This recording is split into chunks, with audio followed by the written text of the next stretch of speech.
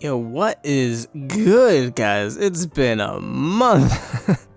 I have not been on this channel at all in a month. It's absolutely been crazy. I'm missing all the hypeness. Every show right now is just on fire. It's insane. We got a lot to talk about. So I'm not back in full force just yet, but I wanted to get this video out for you guys. It's gonna be a real quick discussion, but I hope you guys have been enjoying what's been going on in my absence. What Hailey's been putting out, what all of our guests have been putting out. They've been working really hard on these videos, so I hope you guys keep enjoying them. There's gonna be more of that down the pike, and me and Hailey might actually be doing a Steven Universe discussion, potentially, maybe, depending if when the cartoons, the episodes release. So we'll have to wait and see for that. But yeah, here I am. I wanted to talk about this thing because this is something that was really easy to miss, and I don't really have any solid quote-unquote theories, but I got some speculation, and this could connect to other stuff during the story. So obviously, I don't even need to say the big thing that already happened. All right, you already know. I'm just put it on the screen. It doesn't need to be even said.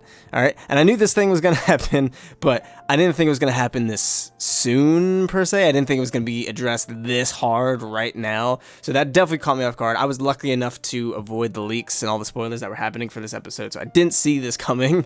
I saw it coming like towards the end, but when I started this episode, I did not think it was going to be one of these episodes. So this obviously complicates things even more.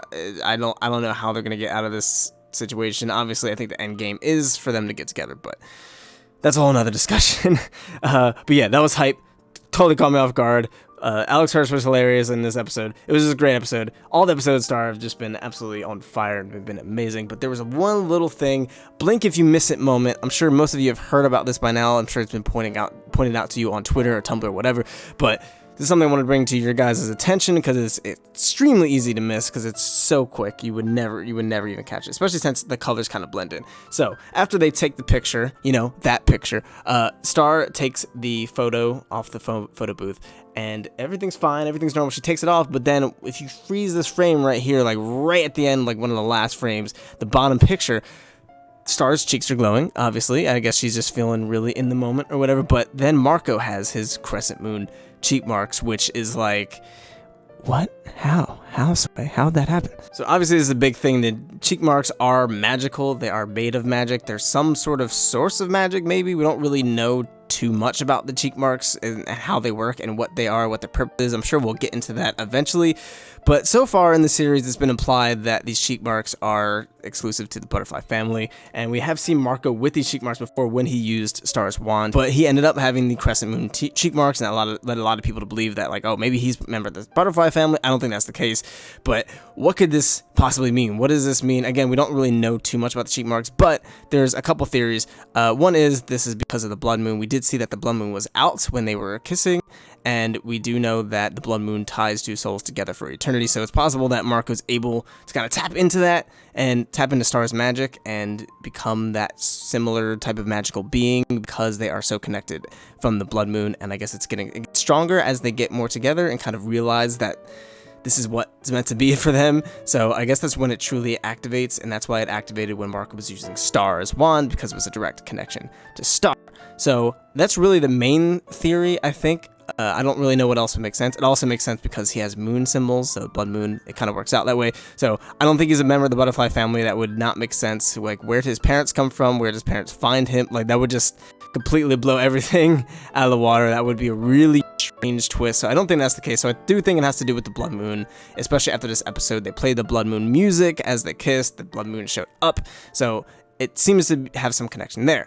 But this brings up another big question from something we learned 2 episodes ago, and that was that Star isn't even an actual member of the butterfly family. She's a descendant of some rando peasant that they brought in after replacing Meteora because she was half monster, whatever, blah, blah, blah. You all know the story. So how did that happen? How did Star end up getting these cheek marks? How did Star end up with them if she's a descendant of Festivia and all the queens of Muni before her? How did they get these powers of the butterfly family?